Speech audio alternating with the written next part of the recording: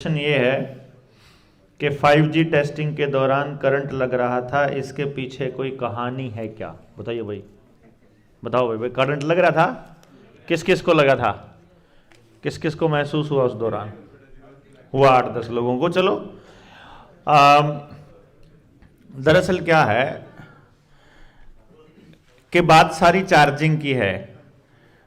जब wireless electricity transmission आ चुका है, जब बिजली को एक जगह से दूसरी जगह लेकर जाने के लिए तारों की ज़रूरत नहीं है, तो फिर इसका मतलब ये हुआ कि वो टेस्टिंग इस बात की भी हो सकती है कि करंट पास हो रहा है और आपने अगर कोई ऐसी ड्रेस पहनी हुई है या ऐसा कपड़ा पहना हुआ है जो नायलॉन का है या थोड़ा सा टेरिकॉट का है, जो चार्ज हो जाता है जल्दी, या वूलन कपड़े हैं, ऊन के कपड़े हैं, कोट है, इस तरह का कपड़ा है थोड़ा सा जो जिसमें से हवा नहीं जाती, विंड शटर टाइप का, तो उस केस में वो चार्ज हो जाता है तो आपकी बॉडी भी चार्ज हो जाती है।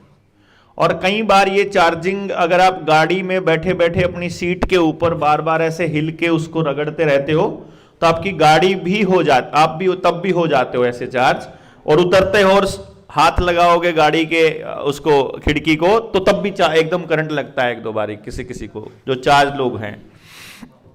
ये अब बहुत ज़्यादा समय तक अगर आप अपनी बॉडी को डिस्चार्ज ना करो तब भी चांसेस रहते हैं, नंगे पैर काफ़ी देर तक ना रहो तो भी हो जाता है। लेकिन उस दौरान कुछ ज़्यादा ही हो रहा था, लोहे के दरवाजे को हाथ लगाते ही मतलब पूरा करंट एकदम साफ महसूस होता था कि बड़ा ज़बरदस्त है।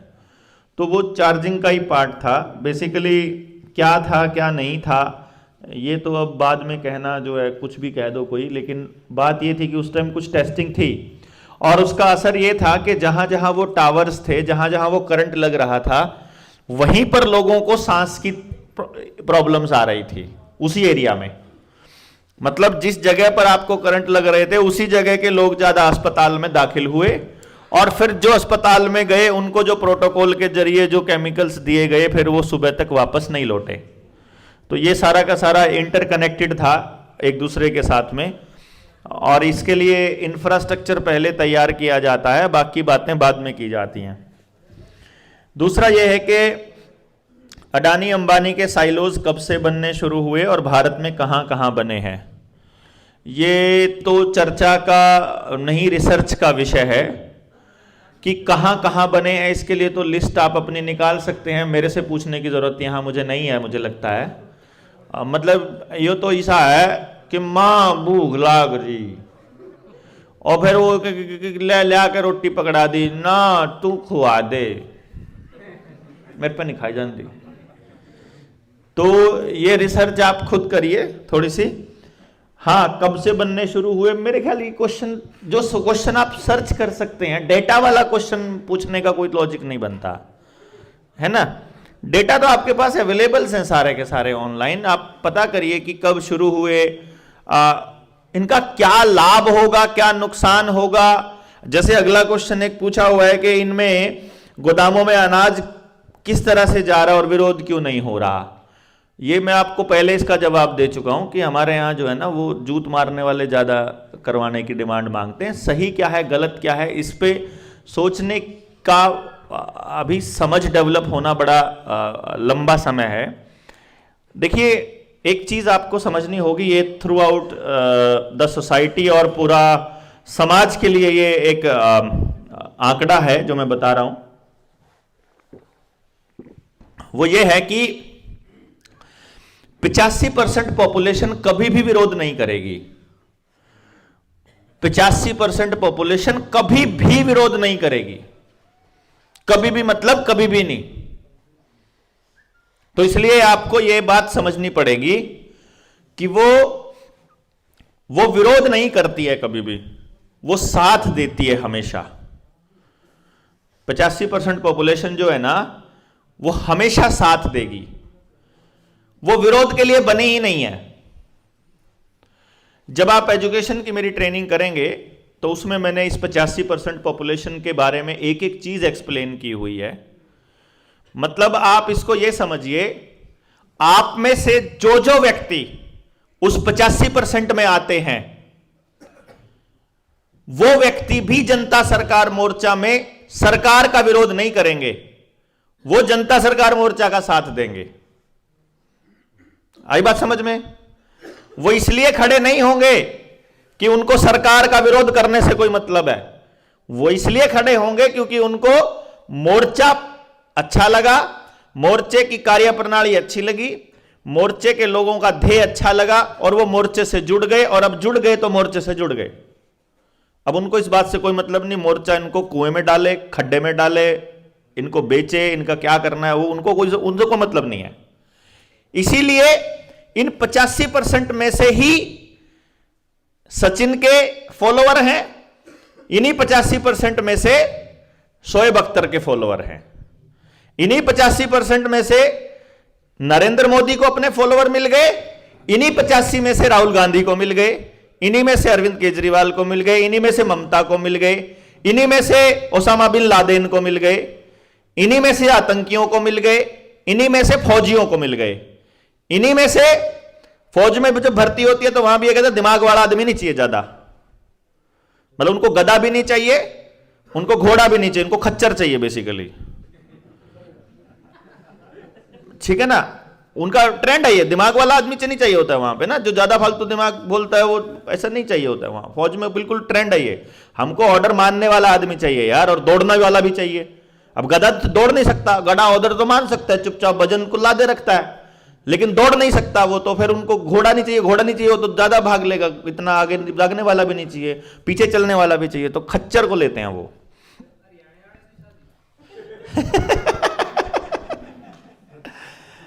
तो अब आप देखो, जिस देश के अंदर निर्मल बाबा को भी फॉलोअर मिल जाते हैं, और तो और मतलब हद तो इस बात की है कि ढिंचक पूजा को भी सुनने वाले लोग हैं, है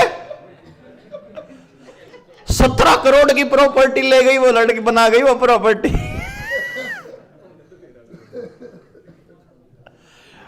मतलब अरे वो मैं ढूंढ लेना, मेरी इस वीडियो में नाम ढूंढ के फिर सर्च कर लेना, सबसे वाहियात सिंगर सर्च कर लेना, सबसे वाहियात बाबा सर्च कर लेना यार, उसके भी करोड़ों फॉलोअर मिलेंगे। तो इसको किसी को करोड़ों लोग फॉलो करते हैं, इसका यह मतलब नहीं है कि वो सही है, और किसी को कोई फॉलो नहीं करता है तो उसका यह मतलब नहीं है कि वो सही नहीं है। यहां जब जनसंख्या ज्यादा है तो फॉलो करने वाले भी ज्यादा है, समझे ना। जितने लोग आप ट्रेनिंग में आए हुए हो ना, अगर इतने लोग इंग्लैंड में खड़े हो जाएं माइक वाले के सामने, उसको वो रैली बोलते हैं कि रैली हो गई, इट्स अ रैली। रैली मतलब इकट्ठे होकर के कोई संदेश देना, रैली का यह मतलब नहीं था कि अब चुनाव लड़ाया सब। अब बिंदु यह है सबसे महत्वपूर्ण कि जिस देश में 85% जिस देश में नहीं, मतलब हर देश में ऐसे ही होता है, हर पॉपुलेशन का यही हाल है, 85% लोग कभी भी किसी का विरोध नहीं करते हैं, वो हमेशा साथ देते हैं, और इन लोगों को विरोध करने के लिए कभी भी तैयार नहीं किया जा सकता। तो यदि आपका काम करने का तरीका ऐसा है कि आप विरोध कर रहे हो, यदि आपका काम करने का तरीका ऐसा है कि आप किसी का विरोध कर रहे हो, तो आदमी आपसे जुड़ते हुए टूटेगा, मतलब डरेगा। आपने बहुत बार देखा होगा, जब आप मेरा नाम लेकर के या मेरा नाम लेकर के आप बताते हो कि एक आदमी है जनता सरकार मोर्चा में, और वो उसको सुनो, तो सामने वाला आदमी आपकी बात को यह कहकर काटता है, अरे वो तो नरेंद्र मोदी का विरोधी है, अरे वो तो सरकार का विरोधी है, वो काट देता है उस बात से। मतलब विरोधी को वो काटते हैं, वो पक्षधर है, वो नरेंद्र मोदी को पक्ष में बात करने वाला। अरे जब तुम उसके सपोर्टर हो, तुम्हारे सपोर्टर होने से हमें कोई दिक्कत नहीं है, तो उसके विरोधी होने से तुमको दिक्कत कहां है। और मैं तो इतनी गाली जो है वो पप्पू महाराज को देता हूं, और इतनी गाली कजरी माया को देता हूं, कजरी माता को। मैं तो नहीं किसी में भेद रखता, मैं तो सबको बाबा काणिये जैसे ही देखता हूं ना, एक आंख से। सारे नेताओं को मैं तो एक आंख से देखता हूं, मुझे तो फूटी आंख नहीं भाते। लेकिन बात यह है कि उनको इसलिए हमको सुनना पसंद नहीं कि हम विरोध करते हैं। लेकिन जब हम विरोध करने की बजाय जब हम कुछ कंस्ट्रक्टिव करने लगेंगे तो फिर हमारे साथ में वो लोग भी आ जाएंगे जो हमारे विरोधी के पक्षधर हैं, फिर वो साथ देने के लिए आ जाएंगे। फिर वहां तो आएंगे जहां मीठा मीठा साथ देना होगा, जहां उनके वाले इष्ट देव का विरोध होता होगा वो वहां चुपचाप बैठ जाएंगे। वो अपना काम करवाने तो आ जाएंगे। समझे ना बात आप, कि वहां इस तरह की बातें नहीं होंगी तो हम आएंगे, इस तरह की बातें होंगी तो हम नहीं जाएंगे। अब हमारे साथ ज्यादा लोग कब जुड़ेंगे? जब हम कुछ कंस्ट्रक्टिव करेंगे। अभी तक हमने सरकारों को गालियां देकर ही मतलब अपना काम आगे बढ़ाया है। उसका कारण था, कुछ लोगों ने हमको बताया कि आप जो विरोध करते हो वो मत करिए, ज़्यादा लोग जुड़ेंगे। हमने कहा हमें ज़्यादा लोग अभी नहीं चाहिए, हमें अभी जेन्युइन लोग चाहिए, अभी हमें असली लोग चाहिए, लड़ने वाले लोग चाहिए। कि अभी आप विरोध मत कीजिए। मैंने कहा हमें विरोध करके ही वो असली लोग मिलेंगे ना, विरोध करने वाले लोग विरोध करने वाले को ही मिलेंगे। तो इसलिए हम विरोध कर रहे हैं। जब हमें भीड़ की जरूरत होगी तब हम अपनी स्टेटमेंट्स को थोड़ा डाउन कर लेंगे, तब हम गालियां देनी कम कर देंगे उनको, नेताओं को।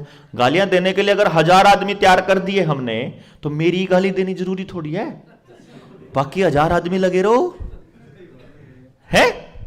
और हम जो है वो मीठी मीठी बोल बोल के मार लिया करेंगे जूत। बट तब हम भाई प्यार से भी तो लपेटा जा सकता है। किसी को जरूरी थोड़ी है मुंह पे कह देना कि तू मूर्ख है, उसको कह दो हे कम अक्ल इंसान। कितना अच्छा लगता है? तो हम फिर उसे मूर्ख कहना बंद कर देंगे, फिर हम उसे थोड़ा कह देंगे ये भोला है। जैसे किसी को अपना बच्चे के बारे में अगर दूसरी चाची को, ताई को बताना होता है कि मेरा बच्चा तो बुद्धू, निकम्मा, वाहियात, गंदा है, वो कहती है, फिर वो ऐसे नहीं बोलती है जो मैं बोल रहा हूं, फिर वो बोलती है मेरा तो बोला है, कुछ हाँ बेरा ही नहीं बेचारे ने, क्योंकि उसका बेटा है इसलिए वो बोला कहना चाह रही है कि कतिये गधे का बच्चा है। लेकिन वो नहीं कहती, वो भाषा थोड़ी सी ऐसी रखती है, तो क्योंकि उसका बच्चा है। तो आगे आने वाले समय में हमें वो भाषा, जब हमें जिस तरह के लोग चाहिएंगे वो पहले अगले फ्रंट में लड़ने वाले लोगों की फौज तैयार हो जाए एक बारी, फिर देख लेंगे। अच्छा, एक काम हम कर सकते हैं क्या, अगर आप लोगों को ठीक लगे तो? मैं आपको एक नंबर दे रहा हूं, जो आवेदन जिन लोगों ने अपना लगाना है, जो भी अपने लोन का आवेदन लगाना है, आज रात में बैठ करके उस नंबर पे अपना लोन अकाउंट का स्टेटमेंट और जो बैंक का अगर नोटिस आया तो वो नोटिस, किसी का 138 का केस है वो भी, किसी का नोटिस है वो भी, सारे के सारे उसका PDF फॉर्मेट उसे भेज दें। भेज सकते हो?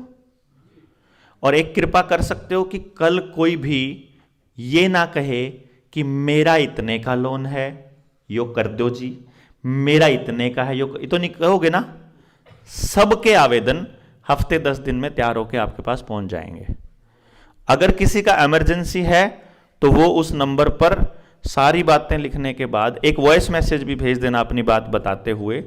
कोई और जानकारी उनको चाहिए कि तो वो आपसे मांग लेंगे। लेकिन लास्ट में अगर किसी की इमरजेंसी है, इमरजेंसी का मतलब क्या है कि 2 ही दिन के बाद उनकी कोई तारीख है या कोई कुड़की का आदेश या कोई इमरजेंसी का केस है, तो सिर्फ आखिरी अक्षर एक लिख देना इमरजेंसी, ताकि वो ऐसे स्क्रॉल करें अगर तो वो देख लें कि ये 2 मैसेज इमरजेंसी के हैं।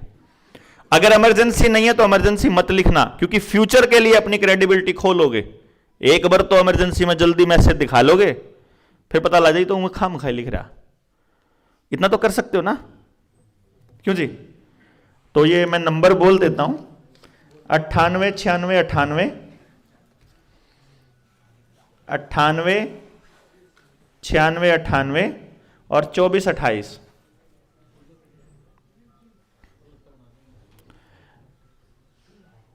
फोन मत कर देना, मैसेज करना इसको खाली ना, कदम फोन कर दो,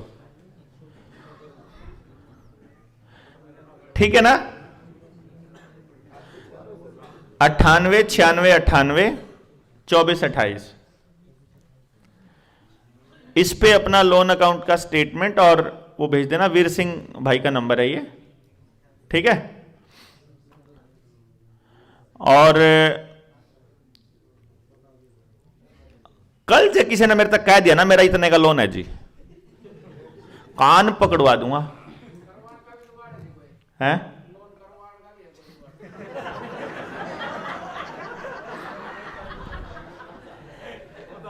एक भाई पूछ, लोन करवाने का भी है, ये बात एक में पूछा करें।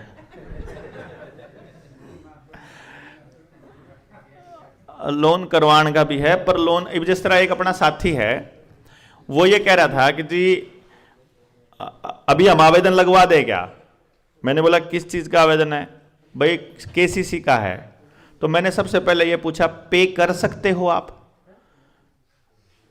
20 एकड़ जमीन पे 18 लाख रुपए का लोन है केसीसी का।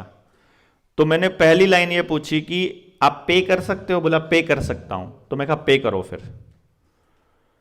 बोला जी फिर क्या करना है? फिर ये करना है कि ये जो 20 एकड़ जमीन है इसमें आपा कोई प्रोजेक्ट दिखाएंगे। प्रोजेक्ट दिखा के, अभी तो क्या है कि 20 एकड़ पे 18 लाख है और 1 एकड़ का रेट है भाई 30 लाख का। तो 1 एकड़ का 30 लाख का रेट है, मान लो 20 से 30 लाख का, तो हम 20 एकड़ पे 18 लाख का क्या मतलब है? तो फिर हम 20 एकड़ पे 8-10 करोड़ रुपए का लोन करवाएंगे किसी प्रोजेक्ट पे। उस 8-10 करोड़ रुपए की हम जमीन लेंगे पहले 100-200 किले जहां सस्ती मिलती होगी, और फिर इसने भी छुड़वावांगे भाई, है? ऑन रिकॉर्ड करेंगे ना, फिर हम कोई थोड़ी है, हम कोई डरा थोड़ी है, हम तो ऑन रिकॉर्ड बोल रहे हैं। हम तो ये बोल रहे हैं क्योंकि बैंकों ने जितने लोन दे रखे हैं इसके पूरे फ्रॉड की जानकारी हम आपको कल देंगे। आरबीआई के ज्यादा चढ़ लिया है, आरबीआई ने अखबार में काटना पड़ गया, कुछ लोग लोन माफी की, कुछ लोग लोन चुकता करने की बात का भ्रम, उनके भ्रम में मत फंसना। मैं कहा बेटे इतनी दूर तक बात पहुंच गई है भाई। अगर आप समझो कोरोना के टाइम पे आज तक ने बकायदा हमारी वीडियो का स्क्रीनशॉट दिखाते हुए ये कहा था कुछ लोग भ्रम फैला रहे हैं कि वैक्सीन ना लगवाएं, है ना? ना नरवाने वाली वीडियो दिखा के ना, और वह नीले उसमें ट्रैक सूट में थी, जो उसमें पीले है में थी, और वो मतलब उस दिन हमारा न्यू समझ में आ गया था जब वह वीडियो किसी ने मेरे को स्क्रीनशॉट भेजा कि आज तक ने आपकी वो स्क्रीनशॉट दिखाया और ये कहा कुछ लोग ऐसा कर रहे हैं। मगर बेटे फिर भी रुक गया, कोरोना गया, क्योंकि अगर उन्होंने अगर हमारा नाम लेके करना पड़ गया, मतलब बिना नाम लिए अगर उनको ये कहना पड़ गया पब्लिक को कि कुछ लोग ऐसा कर रहे हैं, इसका मतलब इतनी बड़े लेवल पे अवेयरनेस आ चुकी है। और अब अगर आरबीआई को छापना पड़ गया है, अब अगर आरबीआई को एडवर्टीजमेंट देनी पड़ गई है कि कुछ लोग ऐसा कर रहे हैं, इसका मतलब आरबीआई के पैरों के नीचे की जमीन निकल चुकी है।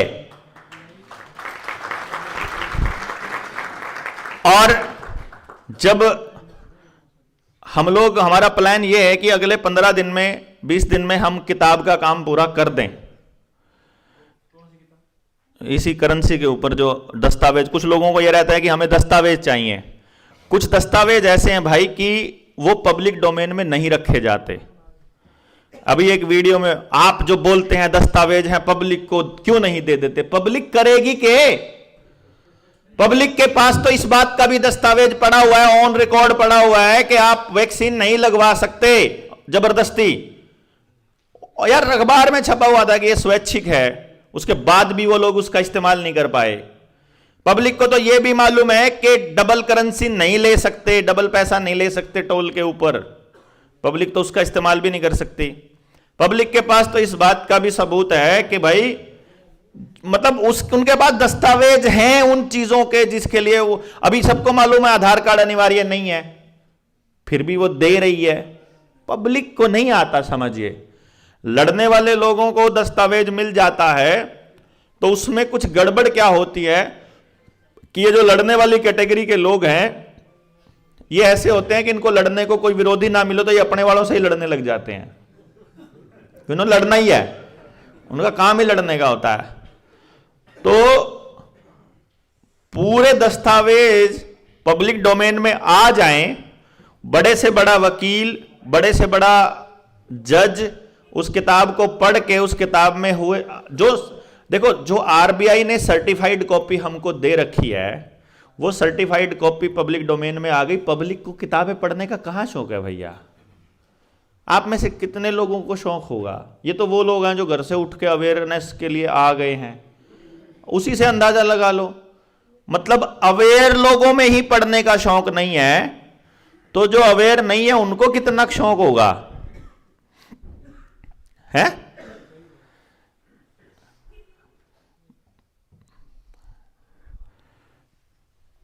इसलिए वो किताब एक बार छप जाएगी तो जिसको उस किताब का इस्तेमाल करना है वो लड़े।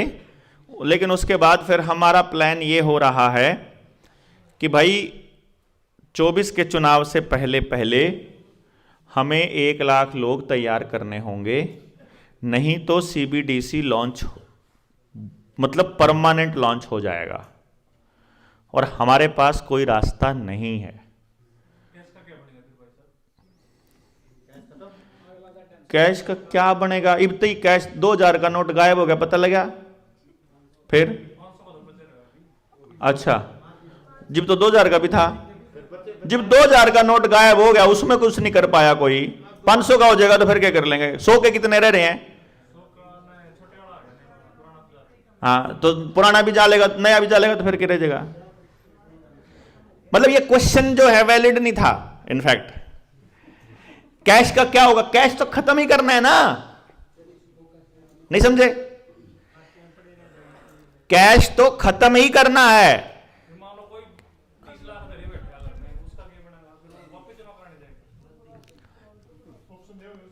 मतलब ये भी क्वेश्चन इनवैलिड है यार।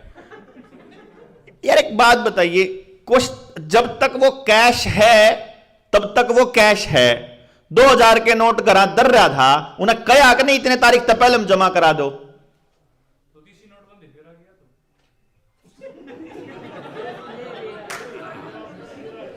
वो क्या आ गई क्या नहीं आ गई इसी पे तो सवाल हो रहा है। नोटबंदी कहोगे इसको या करेंसी का एक नया रूप कहोगे इसको, ये हमारे ऊपर है कि हम इसे क्या कहेंगे। असली बात यह है कि इनको कैश बंद करना है। अब देखो 2000 यार उसको कुछ है कह लो यार,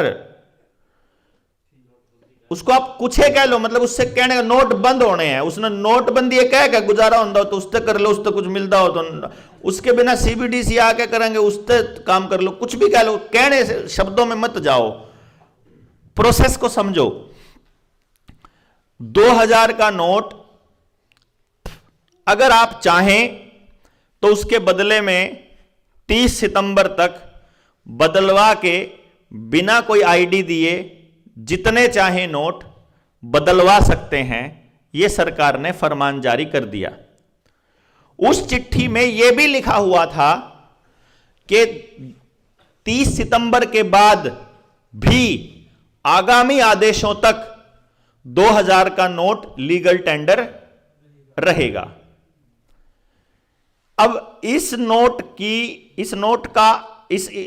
आदेश का असर क्या होना चाहिए था? इस नोट का किसी के ऊपर कोई असर नहीं होना चाहिए था,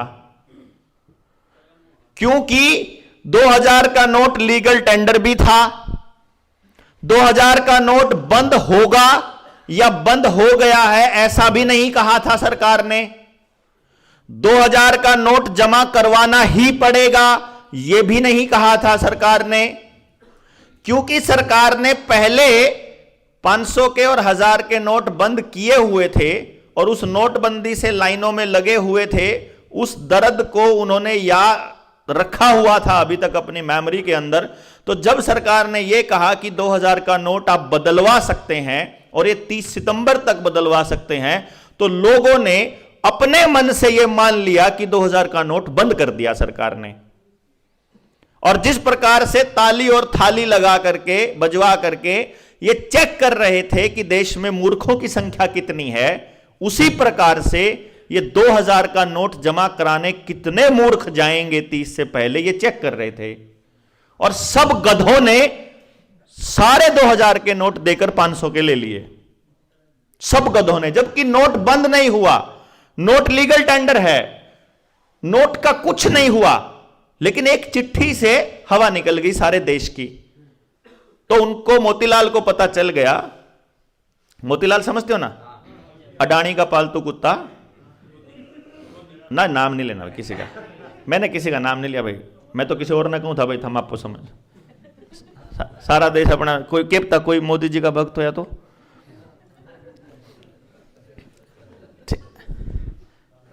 ठीक है, ऐसे नाम नहीं लेना।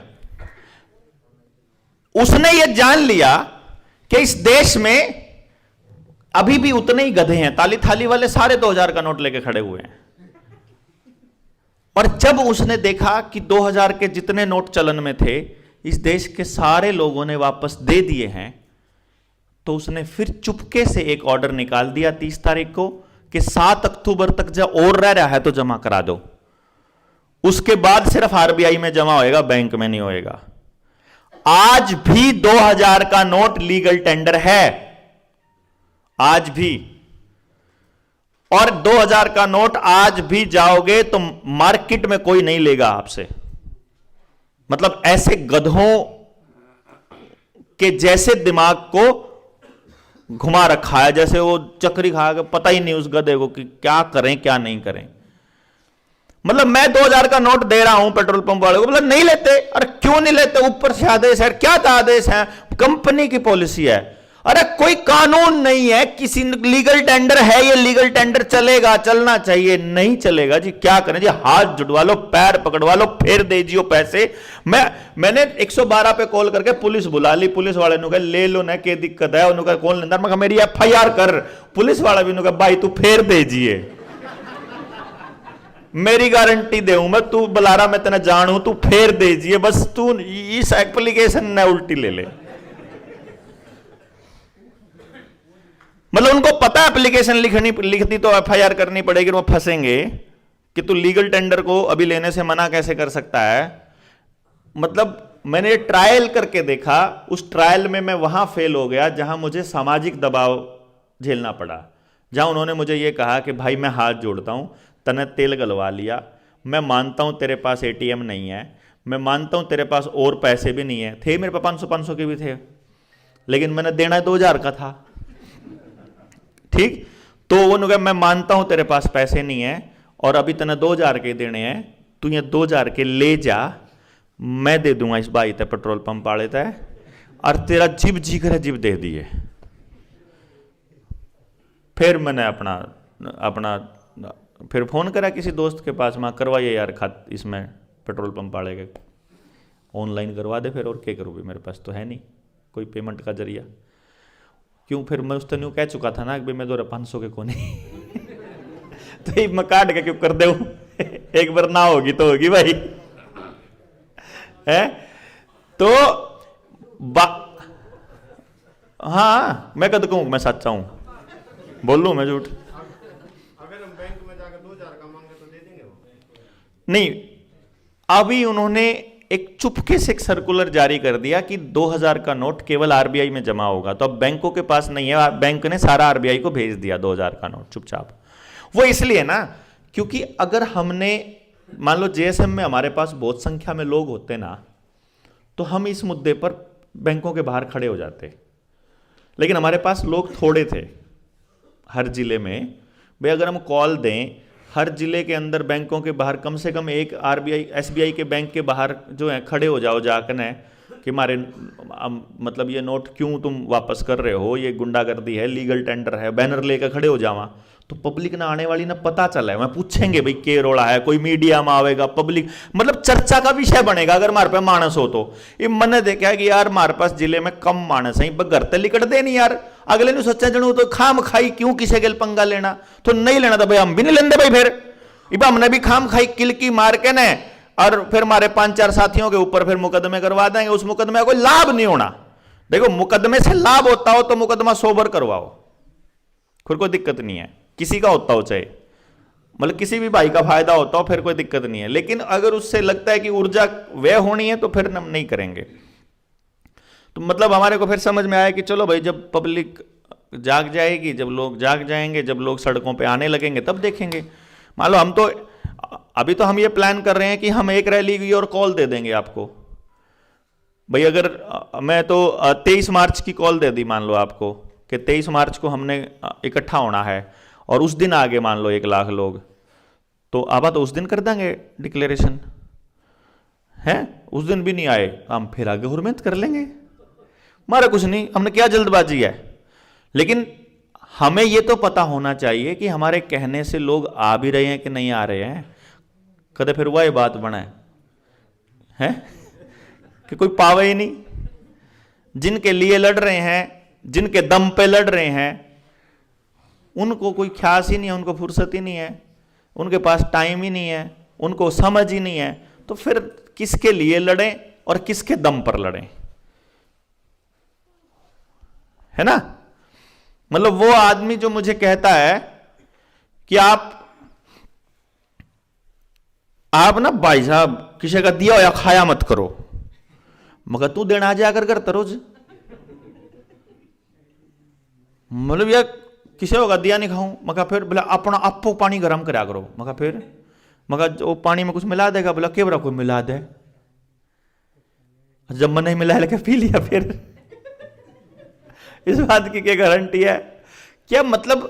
और वो आदमी जो मुझे कह रहा है कि आप किसी के हाथ का खाना मत खाया करो, वो आज तक 2 साल में 1 दिन आया है बस,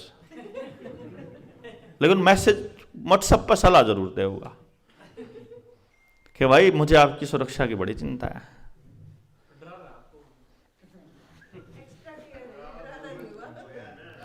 मतलब देखो मैं ये कह रहा हूं, बेसिकली मेरा कहने का मतलब ये है कि भैया आप बहुत अच्छा काम कर रहे हो, ये कहने से बात नहीं बनेगी। आप राजीव भाई के जैसे बोलते हो, इससे भी बात नहीं बनेगी। आप जनता सरकार मोर्चा बहुत बढ़िया काम कर रहा है, इससे भी बात नहीं बनेगी। हम आपके साथ हैं ये कहने से भी बात नहीं बनेगी। आप रैली में उठकर आ गए हो, इससे भी बात नहीं बनेगी। अगर आप यहां ट्रेनिंग में आ गए हो, इससे भी बात नहीं बनेगी। इससे तो बात शुरुआत होगी। असल में जब तक आप यहां से सीखे हुए चीजों को और ज्यादा धार नहीं लगाओगे, और ज्यादा अच्छे से नहीं सीखोगे, खुद की रिसर्च नहीं करोगे, उस विचार को अपना विचार नहीं बना लोगे और उस विचार को आगे डिलीवर नहीं करोगे, तब तक बात नहीं बनेगी। यह विचार आगे डिलीवर करने के लिए है। ये नहीं है कि आपने सीख लिया, आपको 2 दिन आनंद आया, आपने 3 दिन की ट्रेनिंग में बहुत कुछ सीख लिया, नहीं सीख के करा संदूक में थोड़ा बंद करोगे यार। इसको आगे बताना पड़ेगा पब्लिक को, आगे जनता को बताओ। शुरुआत में आपको नहीं सुनेंगे इतना, मतलब देखो इतना शर्माने की जरूरत नहीं है कि भाई चलो आपकी बात तो सुनते हैं लोग, मेरी कोई नहीं सुनता। किसी को अगर ये चिंता है तो कोई बात नहीं है, शुरू करो आप आज। आप देखोगे कुछ महीनों के बाद आपको भी ऐसे लोग मिलेंगे जिन्होंने आपकी बात सुनकर कोई बुरी चीज से बच गए थे। कोई अपने बच्चे को बिना मतलब का इंजेक्शन लगवाने से बच गया, कोई बिना मतलब का आधार कार्ड बनाने से बच गया, कोई बिना मतलब का बर्थ सर्टिफिकेट बचाने से बच गया।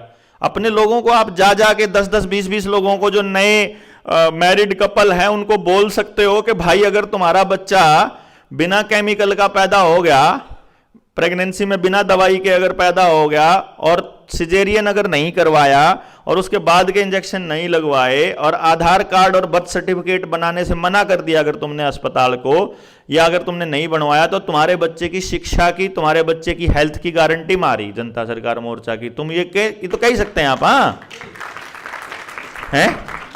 क्योंकि हमको प्योर ब्लड चाहिए आगे लड़ने के लिए। उनका दिया हुआ खून नहीं लड़ सकता। वो तो कहते हैं जेनेटिकली इंजीनियर्ड बच्चे ले लो हमसे, आपको वफादार चाहिए तो कुत्ते का जीन डाल के दे देंगे, मजबूत चाहिए तो गैंडे का जीन डाल के दे देंगे। जैसे खच्चर क्या होता है, गधा और घोड़े का मिक्सचर होता है।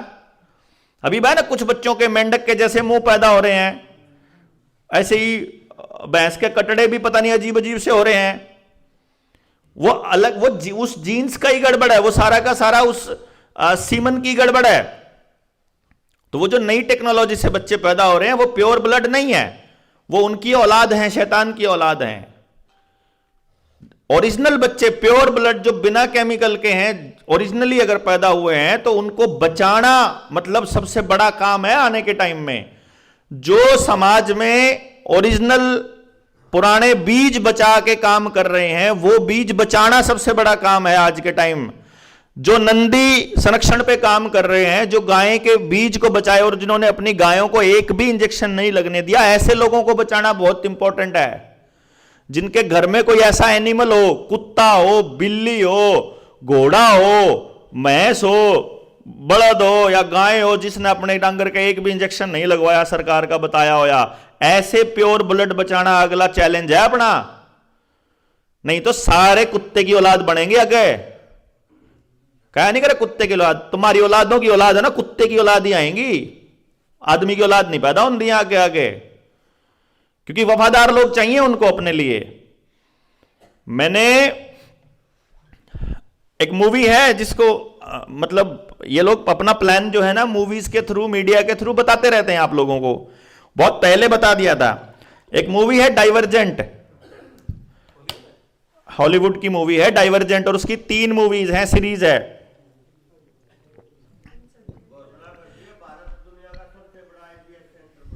कोई नहीं बनावांगे इन्हें, करांगे हम भी घोषणा, इनका इसे खोसड़े लागेंगे, बेड़ा भी नहीं लगता इन्हें।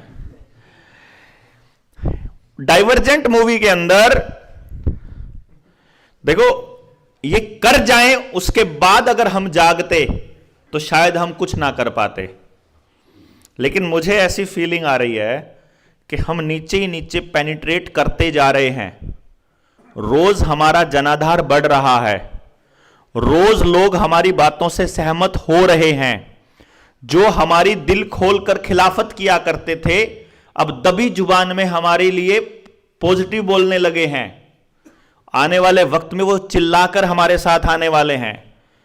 ट्रांजिशन फेज में अभी समाज चल रहा है, और इनके ऐलान करने से पहले अगर हमने घोषणा कर दी तो जन सैलाब आएगा, उसको दुनिया की कोई ताकत रोक नहीं सकती है। बिल्कुल अंदर की आवाज बता रहा हूं, कोई पॉलिटिकल स्टेटमेंट नहीं है, कोई अतिशोक्ति वाली स्टेटमेंट नहीं है। और जो साथी काम कर रहे हैं उन सब के दिल की आवाज मेरे ख्याल यही कह रही होगी, गलत तो नहीं कह रहा? जो काम कर रहे हैं, जिन्होंने काम नहीं किया उनको नहीं मालूम है, लेकिन जो काम कर रहे हैं उनके अंदर से यह आवाज है कि हम ऐसा काम कर रहे हैं जो परमात्मा का काम है, जिसको खुद सुपरविजन वो करन लाग रहा है अपने आप, मतलब हमारी सुपरविजन वो कर रहा है। तो इसलिए हमको घबराने की जरूरत नहीं है। बात तो यह है कि हम आने वाले वक्त में कैसा समाज बनाना चाहते हैं। अगर वैसी सोच बनाने से पहले हमने विध्वंस कर दिया और इन सरकारों को गिरा दिया तो नई व्यवस्था नहीं बना पाएंगे। नई व्यवस्था फिर ये अपने हिसाब से बनाएंगे, इनके हिसाब की व्यवस्था नहीं बननी है। व्यवस्था हमारे ही हिसाब की बननी चाहिए, जो एक्चुअल समाज को चाहिए, जो रियलिटी में सदियों सदियों तक फिर से सरवाइव करती रहे और अगली पीढ़ियों को दिशा दिखाती रहे। उस व्यवस्था की लड़ाई है ये सारी की सारी, उस व्यवस्था परिवर्तन की लड़ाई है ये। लड़ाई कोई मतलब सरकारों के विरोध की, न्यू वर्ल्ड ऑर्डर के विरोध की लड़ाई नहीं है, ये हमारे सर्वाइवल की, प्योर ब्लड बचाने की लड़ाई है, बीज बचाने की, नस्ल मतलब हम तो ऐसा सोच रहे हैं कि आने वाले टाइम में जो भी रैली करें उसका नाम नस्ल बचाओ रैली ही रखें, अगली का नाम रखेंगे नस्ल बचाओ रैली 2 नस्ल बचाओ रैली 3, वही है, क्योंकि हमारा और कोई मकसद ही नहीं है यार। रैली से हमारा मकसद दिखाई देना चाहिए, तो दूसरा और कोई मकसद नजर ही नहीं आता हमारा। अगर लास्ट में कोई हमसे बचे कि आपका मकसद क्या है, तो हम तो बीज बचाने निकले हैं भाई। उसके लिए रास्ते में हमें जो भी रास्ता अपनाना पड़े हम वो अपनाएंगे, सीधी सी बात है। तो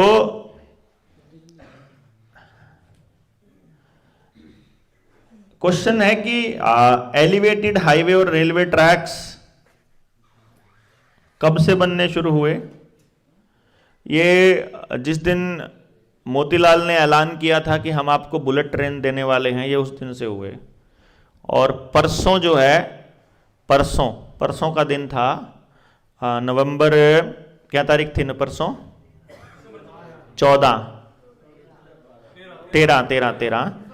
13 दिसंबर थी। तो 13 दिसंबर 2014 में पहली बार मोतीलाल ने स्टेटमेंट दी थी कि हम आपको बुलेट ट्रेन देने वाले हैं। और फिर उसी टाइम अडानी को एक कॉन्ट्रैक्ट मिला था बुलेट ट्रेन बनाने का। असल में वो बुलेट ट्रेन का नहीं था, बुलेट ट्रेन के नाम पर एलिवेटेड रेलवे ट्रैक बनाने का था। वो नाम बुलेट ट्रेन दिया, उसको फिर वंदे भारत नाम दिया फिर उस ट्रेन को। वो हाई स्पीड ट्रेन थी। वो ट्रेन दिखा करके, और जैसे लोगों के सामने सम्मोहन का वो लॉलीपॉप लटका दिया जाता है, वो ट्रेन असल में वो काम कर रही थी। जैसे अंग्रेज़ों ने क्या किया था, जब अपने सारे सामान को ढोने के लिए रेलवे ट्रैक बिछाए थे उस टाइम पर, तो अंग्रेज़ों ने क्या किया कि एक तो रेलगाड़ी निकाली थी लोगों के ढोने के लिए, यात्रियों की, और 20 गाड़ियां निकली थी माल ढोने के लिए, जो इधर से कोयला ढोती थी, मसाले ढोती थी, कपड़े ढोती थी, पटसन ढोती थी, जो विदेशों में कच्चा माल ले जाया करती थी। तो वो एक गाड़ी तो हमारे लोगों को अखबारों के माध्यम से, रेडियो के माध्यम से ये संदेश दिया कि अंग्रेजों ने विकास कर दिया, नहीं तो हम लोग तो बैलगाड़ियों से ही चलते थे।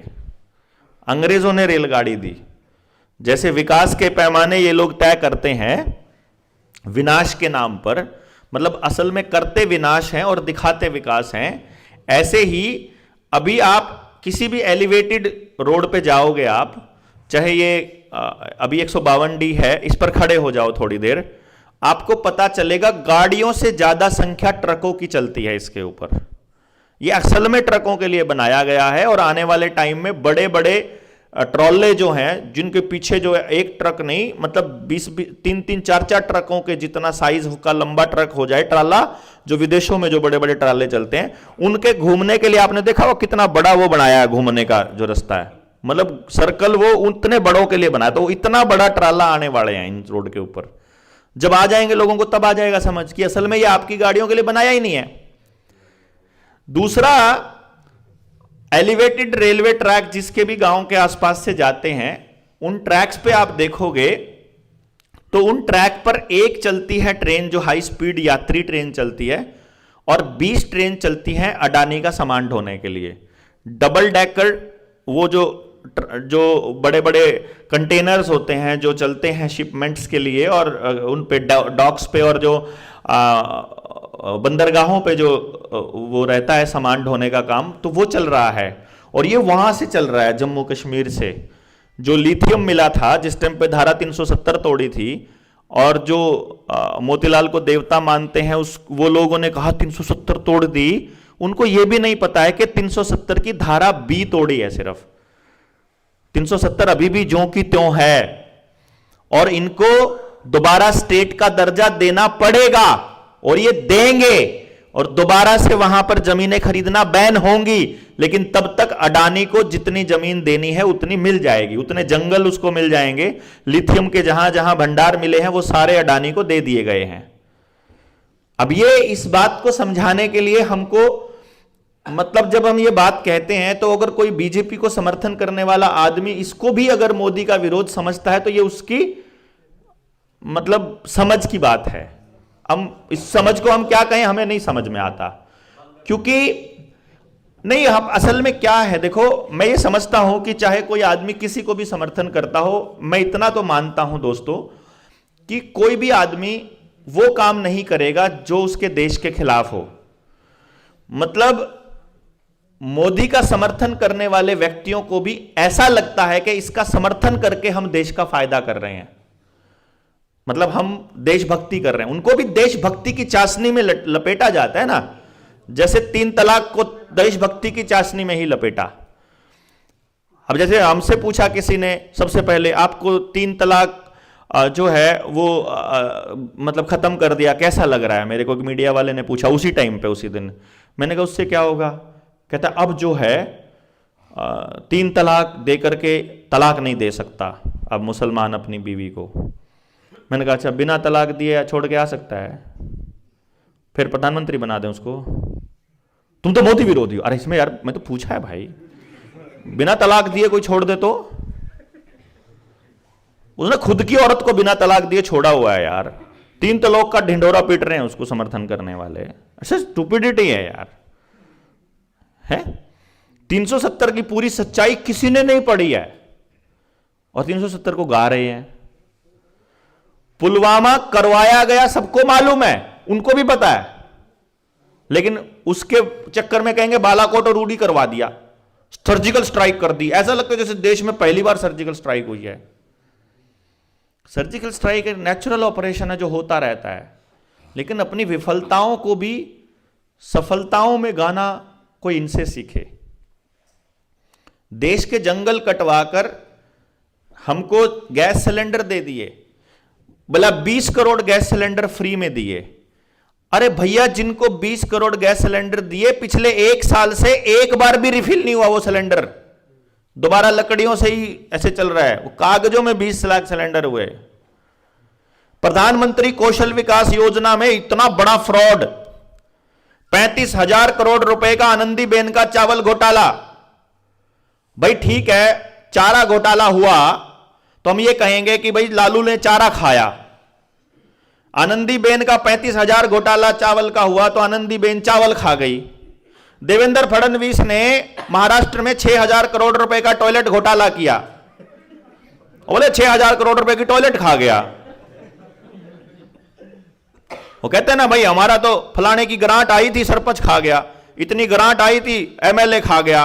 वो गांव में एक महिला कह रही थी, अगर जी हमारे तो देखा था जी, उधर के हमारी ना उधर से प्रधानमंत्री जी ने वो भेजे थे पैसे, हमारी लैट्रीन आई थी, सरपंच खा गया।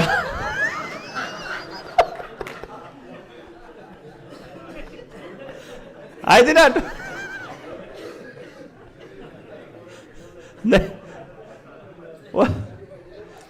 ये कई बार बोलचाल में हो जाता है। वो एक बार तो रियलिटी में बता रहा हूं मैं आपको। और जब हम ये टॉयलेट्स वगैरह का बनने का बात कर रहे थे तो गांव में जो शब्द है वो लैट्रिन यूज होता था मोस्टली ना। तो वो मैं मास्टर जी था उन दिनों में, तो मैंने कहा वो जब हम पूछ रहे थे भाई तुम्हारे घर में लैट्रिन बन गई क्या, अच्छा उस लेडी को मालूम नहीं था कि लैट्रिन जो है वो टॉयलेट को कहते हैं, और उसको लैट्रिन पता ही नहीं था क्योंकि उनके वहां लैट्रिन आई नहीं थी। तो मैं ऐसे ही पूछता, वो सर्वे कर रहे थे, मैंने कहा वो तुम्हारे घर लैट्रिन बनी है क्या? बोला ना जी, आज तो चावल बने हैं।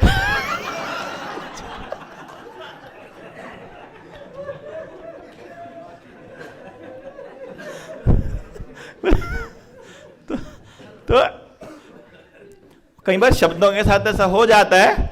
तो ये शब्दों के साथ ही खेल रहे हैं बेचारे अपने भक्तों के साथ में ना। पॉलिटिकल लोगों को यह डाउट रहता है कि मेरा नेता बढ़िया है, मेरा नेता बढ़िया है,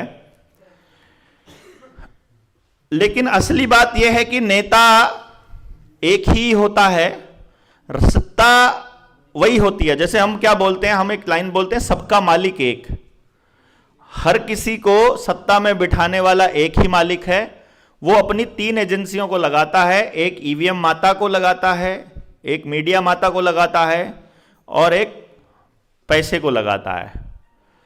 मीडिया, पैसा और ईवीएम, मतलब ये मार्केट के हाथ में है, और ये मार्केट उन्हीं के हाथ में है। तो कोई भी सत्ता में बैठा है, चाहे सरकार बेशक नरेंद्र मोदी प्रधानमंत्री बना दिया गया हो, लेकिन उस टाइम पे जब 288 एमपीज बने गए थे, उसमें से 144 तो वही एमपीज थे जो पहले यूपीए में थे, जो पहले सोनिया गांधी को सपोर्ट कर रहे थे। आधे से ज्यादा अगर पार्लियामेंट के मेंबर आपके वही हैं जो पहले थे, तो फिर कैसे सरकार बदली मानी जाएगी? और फिर अगर आप ये शब्द बोलते हो कि वो तो ईमानदार है, उसके नीचे वाले अफसर खराब हैं या नीचे वाले मंत्री खराब हैं।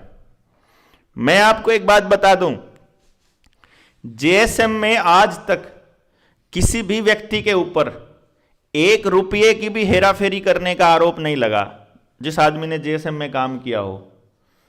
रुपए का देखो, इतने बड़े आयोजन कर लिए हमने, लेकिन हमारे साथियों में से किसी के ऊपर ना किसी को शक हुआ, ना किसी ने ऐसा काम किया। क्यों? क्योंकि जिन साथियों के साथ वो काम कर रहे हैं वो बेईमान है ही नहीं। अगर आदमी ईमानदार है तो उसके साथ वाला बेईमानी करता ही नहीं है भाई, उसको मालूम पड़ जाता है। दिक्कत तब होती है जब साथ वाले दोनों कहते हैं चल 4 तू खा ले, 4 मैं खा लूं 10 में से, थोड़ा तो तब आता है ना, जब उनको दिखता है कि यार एक व्यक्ति जो कर सकता था, कैपेबल था, और उसने किया नहीं। अब हमने अपने काम करने के तरीके को अगर पाक साफ रखा है तो फिर दूसरे साथी बाहर से तो रहने वाले आरोप लगा देंगे, अंदर वाला आदमी नहीं लगा पाएगा। कोरोना के टाइम पर लोगों से जबरदस्ती पैसा लिया गया, एक एक दिन की दिहाड़ी हर ऑर्गेनाइज सेक्टर वाले आदमी ने अपना पैसा दिया। प्रधानमंत्री का राहत कोष बंद करके पीएम केयर नाम की एक एनजीओ खोली, प्राइवेट संस्था, सरकारी नहीं है, और वो पैसा आज तक 1 पैसे का हिसाब नहीं दिया, सारा पैसा खा गया पीएम केयर्स के नाम से। हाँ, अब आप लोग देखिए कि पीएम केयर की भी फुल फॉर्म देखिए, पीएम केयर्स की फुल फॉर्म देखिए आप, क्या है पता लगेगा आपको। और ये एक प्राइवेट संस्था है, उसकी डीड है अपने पास। यार मैं देख लिया ना यार, सर्च करके ना सारे काम, रोटी भी मैं खुआऊंगा।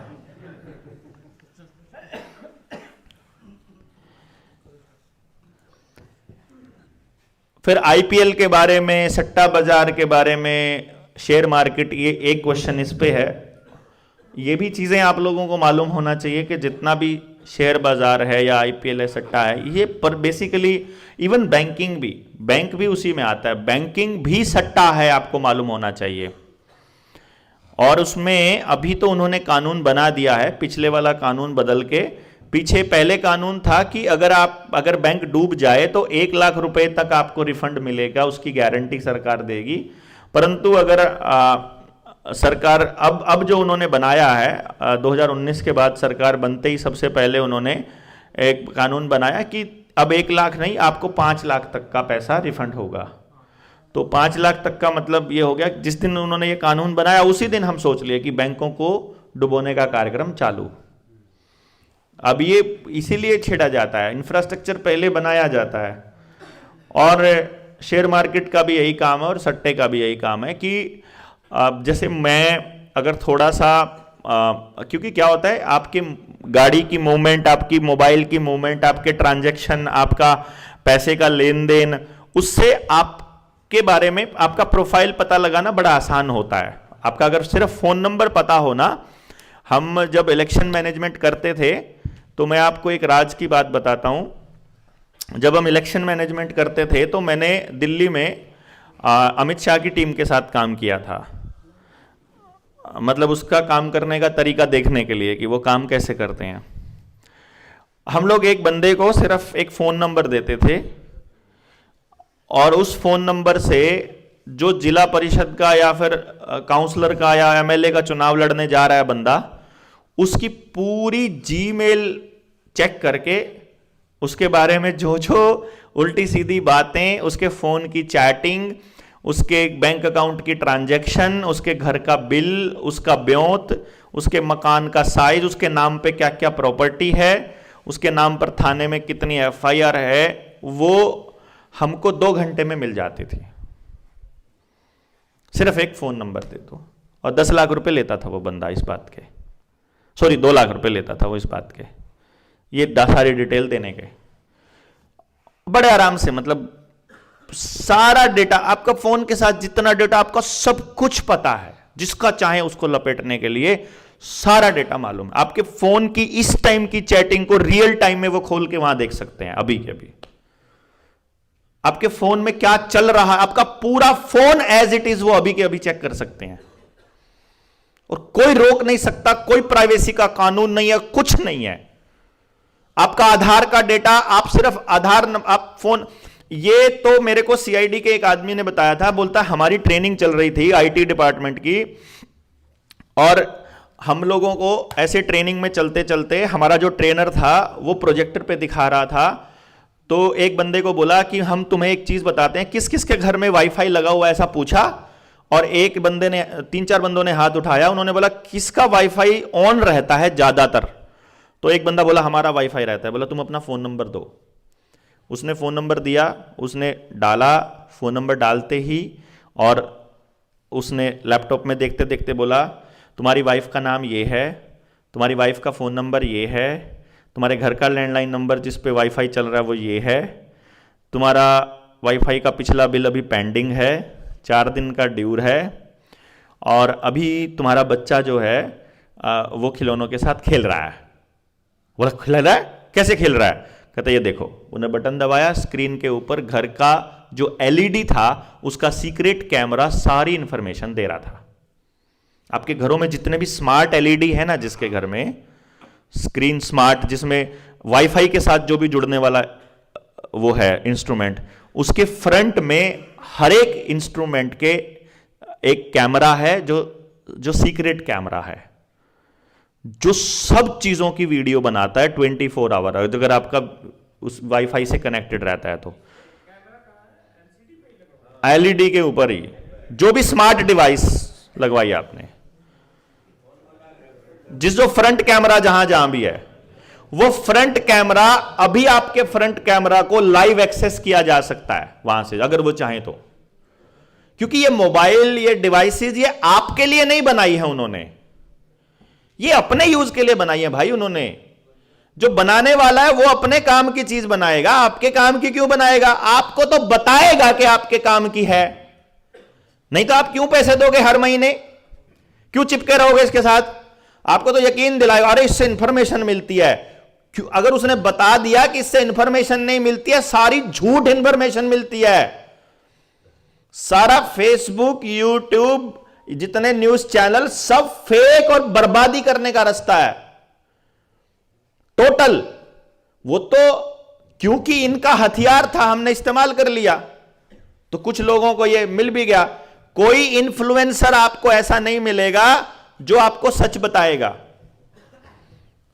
YouTube के ऊपर अगर किसी के मिलियंस में फॉलोअर हैं, जिसकी वीडियोस कोई लाखों में देखता है, सबसे मिल चुका हूं मैं, सबको बता चुका हूं। तुम्हारी औलाद का भी सत्यानाश होने वाला है, बोल के बता दो लोगों को। बोलता है मेरे को पता है, मैं वीडियो बनाई, मैंने डाली, उसी टाइम वार्निंग आ गई पब्लिश होने से पहले कि चैनल ही ब्लॉक हो जाएगा, तो हटा ली। फिर एक बोलता है मैंने बनाई, मैंने अपने किसी नेता को दिखाई, उसने बोला फिर स्पॉन्सरशिप बंद। पैसे मिलते हैं उनको, स्पॉन्सरशिप मिलती है कि तुम ये चैनल चलाओगे तो।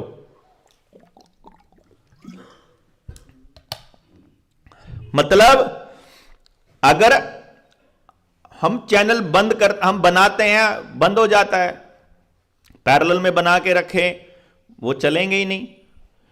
रोज के 500 लोग जुड़ते हैं, रात को सोते हैं तो सुबह तक 200-300 कटे मिलते हैं, 200 कटे मिलते हैं, 200 जुड़े 150 कटे मिलते हैं, 100 कटे मिलते हैं, 100 से ऊपर रोज जुड़ ही नहीं सकते, ऐसा हाल कर रखा है। अरे 100 से ज्यादा लोगों को तो मैं वैसे मिल लेता हूं यार, रोज की 50 एवरेज। हाँ, तो मतलब 50 से ऊपर लोग, मतलब यार इससे ज्यादा तो हम वैसे मिल लेते हैं, और वो सारे लोग फॉलो करते हैं बाद में, कुछ पहले करते हैं कुछ बाद में करते हैं, लेकिन वो नहीं दिखाएंगे। यहां तक कि फेसबुक के ऊपर एक चैनल पे एक वीडियो को 40 लाख लोगों ने देख लिया। एक दिन सुबह उठता हूं तो देखता हूं कि 25,000 व्यूज हो चुके उसके। हैं तो 40 लाख पे थी, 4 मिलियन पे थी, ये तो 25,000, और तब से वो खिसक रही है, नहीं होती है। चलो कोई, अपने को क्या फर्क पड़ता है, असली काम ये, वो तो उधर तो अवेयरनेस पैरेलल में इसलिए चल रही है, उस पर तो इसलिए डालना पड़ता है कि लोगों को सिर्फ इतना पता रहना चाहिए कि हम लगे हुए हैं, हम रुके नहीं हैं, हम थके नहीं हैं। वहां पे नहीं भी डलेगा तो भी अंडरस्टूड है कि हम लगे हुए हैं। बात जो असली है वो ये है कि ये इंफॉर्मेशंस आपको सच नहीं बताई जाएंगी, कभी भी नहीं बताई जाएंगी। और पॉलिटिकल पार्टियों में इस तरह के प्रोग्राम्स होते हैं, बकायदा कार्यकर्ताओं का सम्मेलन होगा, उन कार्यकर्ताओं ने अपने जो ब्लॉक के अध्यक्ष हैं, जो जिला अध्यक्ष हैं, या अपने मंत्री महामंत्री कोई है, उसको अपनी बात भेजी होगी कि ऐसा ऐसा बोल रहे हैं सरकार के बारे में। तो फिर वहां ट्रेनिंग होती है कि वो चाहे कुछ भी बोले, तुमने यही 4 लाइन बोलनी है। मतलब टिपिकल आपको वही लाइनें मिलेंगी, आपको तो मालूम ही है बिल्कुल सिखाया जाता है कि यही बोलना है, वो चाहे कुछ ही बोले। और आपको अपने ही भाईचारे से टूटना, अरे वो देशद्रोही हैं, अरे वो ऐसे हैं, उनको यकीन दिला दिया जाता है कि तुम देशभक्त हो, तो क्योंकि तुम भारत माता की जय बोलते हो। वो तो वामपंथी है, समझे ना बात आप। तो इस भ्रम में वो आदमी रहता है। मैं जिस बात से शुरू किया था वो ये किया था कि हर व्यक्ति केवल अच्छा करना चाहता है, ये हमको पता है। चाहे वो आपके विरोधी का भी समर्थक क्यों ना हो, वो भी उसका समर्थन इसलिए कर रहा है क्योंकि उसको ये फील हो रहा है कि वो सही कर रहा है, और उसको इंफॉर्मेशन दे करके ये यकीन दिला दिया जाता है कि हम सही कर रहे हैं और वो सामने वाला गलत है। क्योंकि हमको टुकड़ों में देखने की आदत हो गई है। वो कहेगा तुम अपनी बिरादरी बचा लो, वो आपकी बिरादरी बचाने आएगा, और वो खड़ा होकर के मंच से एक ही बात कहेगा, इकट्ठे हो जाओ, संगठन में ताकत है। जिस भी बिरादरी से आप बिलोंग करते हो, आपकी बिरादरी का नेता यही बोलता है ना। मतलब आपकी बिरादरी के नेता की, मेरी बिरादरी के नेता की, सबकी बिरादरी के नेता की एक ही भाषा है। देखो इन्होंने ये कर दिया, ये ऐसा कानून बना दिया, उनको इतना मिल गया, इनको इतना नहीं मिला, हमने क्या कसूर किया था, हमारी संख्या इतनी है, हम इतने लोग हैं, हमको क्यों नहीं मिलता है, हमारा आदमी होना चाहिए, अब हमको ये करना पड़ेगा, और ये ताकत है, और हमें संगठित होना पड़ेगा, संगठित हो जाओ, नहीं तो अब तुम बचोगे नहीं। ऐसा बोलते हैं, सब ऐसे ही बोलेंगे। हर जाति का आदमी, टिपिकल यही भाषा है। आदमी को आदमी से तोड़ने की, जोड़ने की एक ही भाषा है कि आप नफरत से किसी को नहीं जोड़ सकते। जोड़ने की एक ही भाषा है, किसी का नुकसान करके आप नहीं जोड़ सकते। और असल में जोड़ने की एक ही भाषा है कि अगर मेरे साथ बैठे आदमी का मैं नुकसान कर रहा हूं, मेरा भला कभी नहीं हो सकता। दूसरे के बच्चे के भला किए बिना, पड़ोसी का अच्छा किए बिना मेरा अच्छा संभव ही नहीं। वो पड़ोसी किसी भी जात का हो, वो पड़ोसी किसी भी धर्म का हो। दंगे का प्रारूप देखो क्या होता है। दंगे का प्रारूप, नूह में दंगा हुआ, हिंदू मुसलमान का दंगा हुआ। भाई साहब, हिंदू मुसलमान के दंगे में हमारा साथी है सोमदेव, कहाँ है यहाँ क्या, सोलिया, वो शायद लेट गया होगा, सुबह से लगा पड़ा था। सोमदेव के गांव में 4-5 घर हैं हिंदुओं के, सारा गांव मुसलमानों का है। उनके गांव में गुरुकुल भी है। गुरुकुल में आग लगाने के लिए कैंटर में भर के और नकाब पोश आ गए, और वो अल्लाहू अकबर और इन सब के नारे लगा रहे थे। तो दिखने में वो ऐसा लग रहे थे कि वो मुसलमान हैं, लेकिन वो किराए के टट्टू थे। किराए के टट्टू का कोई धर्म नहीं होता, कोई जात नहीं होती।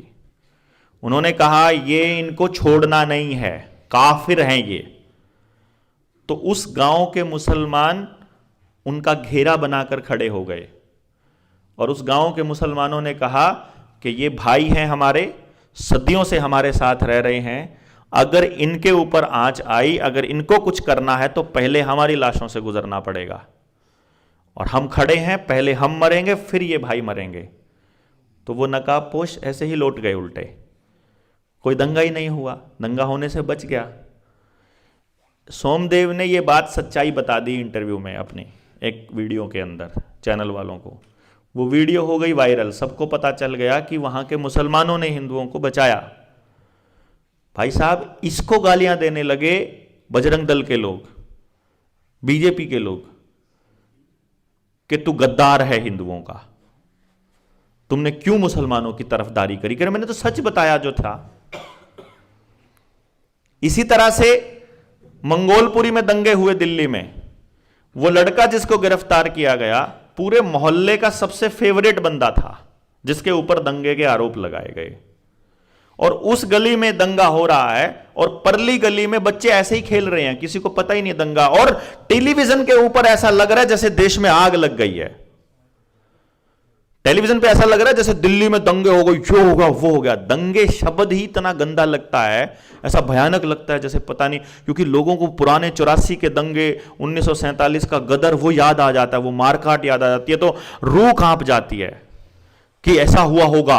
ऐसा नहीं होता है। जितने आतंकी हमले होते हैं, जितने दंगे होते हैं, सारे स्टेट स्पॉन्सर्ड होते हैं। या तो उनको सरकार, मौजूदा सरकार करती है या विपक्ष करता है, लेकिन सत्ता की सहमति से होता है। सत्ता वो नहीं होती जो राज कर रही है, सत्ता वो होती है कि उस राज की चाबी जिसके पास है।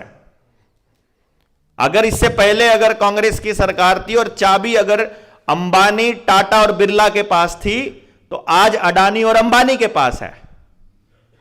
जिस भाई के पास कांग्रेस की चाबी थी, उससे दूसरे वाले भाई के पास बीजेपी की चाबी है। समझ गए ना? एक भाई को तो तरक्की मिल गई, दूसरा भाई रगड़ दिया गया, क्योंकि दूसरा भाई दूसरी पार्टी का है अभी। और जो टॉप टेबल है जहां से चलता है, ये इजराइल का गेम है, वो जो रॉथस्चाइल्ड रॉकफेलर से चलता है, वो लोगों ने अभी उन लोगों को बैकफुट पे रखा हुआ है। और जो लोग इन सरकार को इस लेवल पे सपोर्ट, जो उस टेक्नोलॉजी को आप देखोगे अपने समाज के अंदर, जो लोकल लेवल पर कोई भी उद्योग होगा वो बर्बाद हो रहा है, लेकिन जो उद्योग इनके प्रोपेगेंडा को प्रोपेगेट करता है वो उद्योग फलेगा फूलेगा। ऑनलाइन एजुकेशन का हुआ, फार्मा कंपनियों का हुआ, आईटी डिपार्टमेंट का हुआ, लैपटॉप मोबाइल कंपनियों का हुआ। यानी जो हम एजेंडा आपको बता रहे हैं कि ये ऐसा करने वाले हैं, सिर्फ उन लोगों का ही, मेरा इसका खत्म हो गया होगा सेल, समझे ना आप? ठीक हो गया। सिर्फ उनका ही धंधा चलेगा जो इनके प्रोपेगेंडा को प्रोपेगेट करेंगे। तो आपका बिजनेस नहीं चलेगा, चलने वाला ही नहीं है भैया।